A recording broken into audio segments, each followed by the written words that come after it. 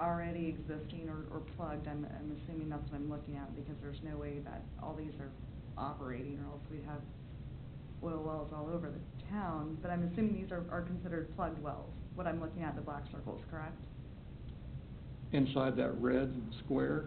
No, around it. Around.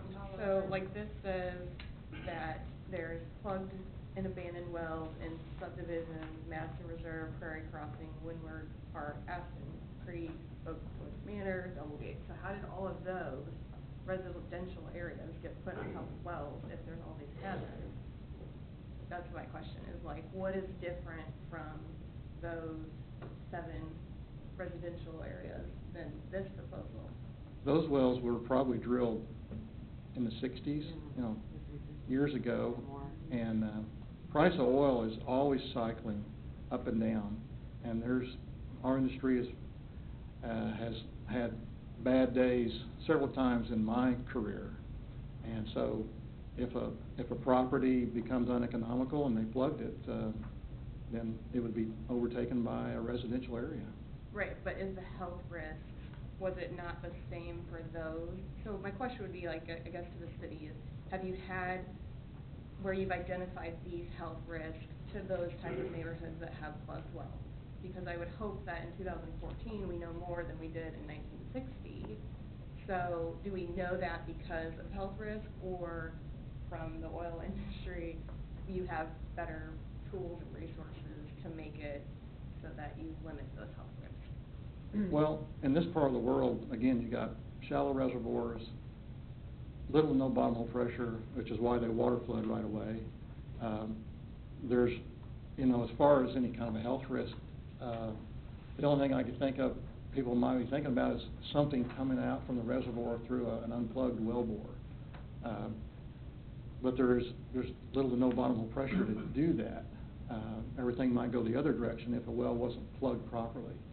But if all these residents have built homes over existing plugged wells and have had no problems, I guess I'm not sure what health risks you're thinking they're being exposed to. Yeah, so can the city answer that question? What's outlined in the staff report have been identified potential health risks. They're not necessarily going to occur, not necessarily going to occur on every situation.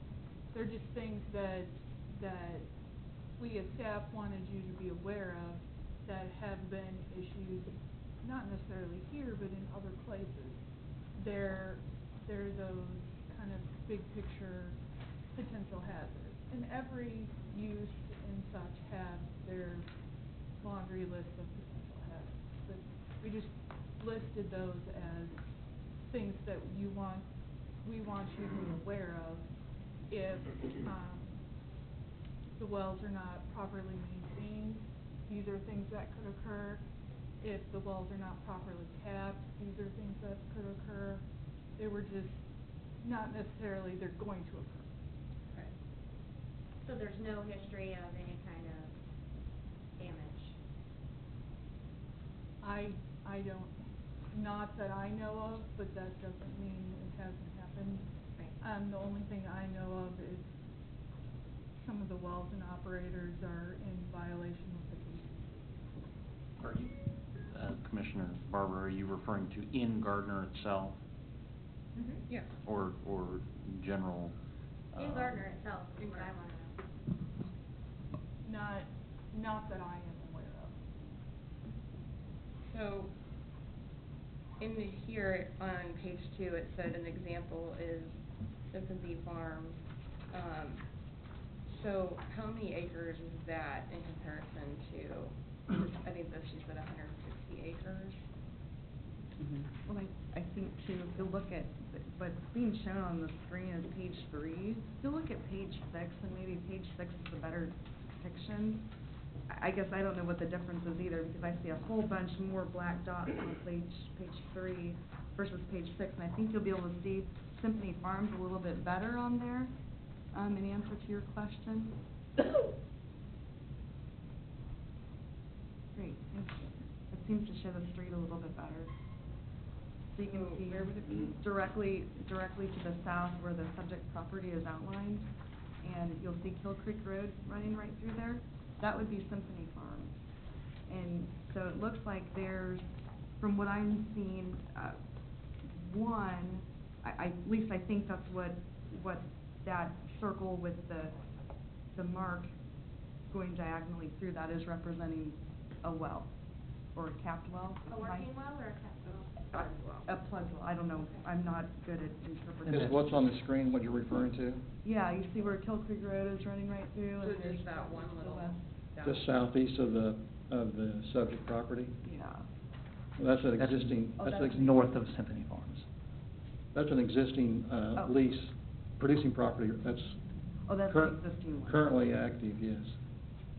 So if that's north of it and it's active, I mean, I guess that's reflective of one versus, the proposed 55 would be maybe a way I'd kind of do a comparison on it. Which is my question, how's the density of this compared to other 55 on 160 acres, 55 active wells? Is that comparable to any place else in Gardner? Comparable to any place else in the city? In this city, yes. I would say it's, that's probably less dense than the rest of these areas. You can drill them on 2.5 acre spacing under the KCC regulations. So, 55 acres divided by 160, that's 3 acres. So it's close. It's close to the density that the KCC would allow. It's a little bit bigger spacing. So there's an allowance, or there's an actual physical fields right now with that sort of density on it in the city? Well, I'd say these are at least 2.5 acre spacing, that property we're looking at on the screen. on the. Be mindful, though, that not all the property on the screen is within the city limits of Gardner. No, this is going clear down past Santa But- Fe. Yeah, as staff presented at the beginning, many of the oil wells are in the unincorporated areas of the county. Can somebody point out, a section on this map that's in the city limits that's got a lot on it? I could do that. Okay. Is this on overhead? Right here.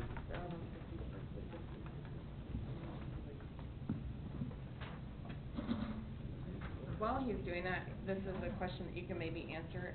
That you said the net income, or, sorry, the other gentleman might have said it, for phase one would be like $4 million. How long would it take to net such revenue? A year, 2 years, 10 years? Well, that particular economic run was projected for that entire amount was 40 years. And I think what the landowner is saying that, production starts out as high as it's going to be usually and diminishes over time. And if the water flood gets put in place, then maybe they can restore some of that production. But most of that's done early on. So that as the lease diminishes in production, its economic value diminishes. And I think what he's saying is if the development in residential areas exceeds what his income is from oil and gas, so then he would switch it over, and that could happen in any number of times. Price of oil could fall to $10. Any number of things might trigger that kind of event. But as far as the life of that $4 million, that was a 40-year projection. And the reason for that is that I do a projection based on the oil price I use of $90 a barrel, which is a little bit lower than what it is for most places around here. And based on that projection, which I have, once it reaches an uneconomic limit, then the program stops the cash flow. So that particular program is able to go for 40 years. But it's down at low levels at that 40 years, but it didn't become uneconomical at that time. Did that answer your question? Yeah, thank you.